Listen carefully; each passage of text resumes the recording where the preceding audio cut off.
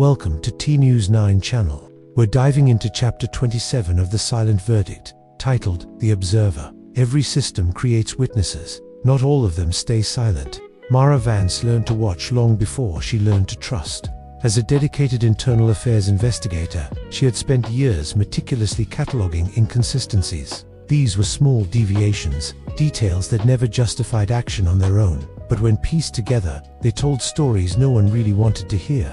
Mara didn't chase criminals in the traditional sense. She chased patterns.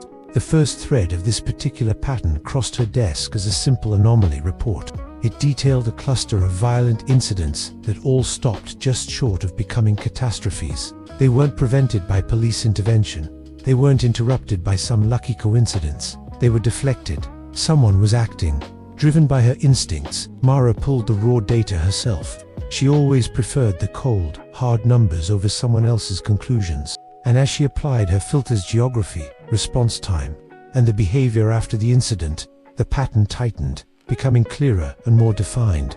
Someone was intervening, operating completely outside of any official authority, and whoever it was, they were incredibly careful. Names started to appear on the periphery of her investigation. First responders who somehow arrived on the scene too early. Witnesses who, for reasons of their own, chose not to speak. Suspects who seemed to vanish into administrative gaps, disappearing from the system.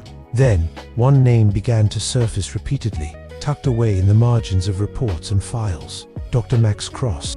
He wasn't listed as a suspect. He wasn't even classified as a variable in the incidents. He was a constant, a recurring presence. Intrigued, Mara pulled the trial transcript from months earlier. She read it carefully, noting the cold precision of his testimony, the complete absence of emotional leakage in his words. She observed how he spoke in a way that narrowed possibilities instead of opening them up for speculation. This was a man who didn't guess. He was a man who decided. That night, Mara sat in her car across the street from a quiet apartment building. Her engine was off. Her lights were dark. She was just another shadow in the night. A faint glow emanated from a second-floor window. She checked the time. Routine confirmed. A small smile touched Mara's lips, not one of satisfaction, but of recognition. She knew she was on the right path. "You don't know it yet," she murmured softly to the empty car, her eyes fixed on the window. "But you left a trail." She closed her notebook and settled in to wait, her gaze unwavering.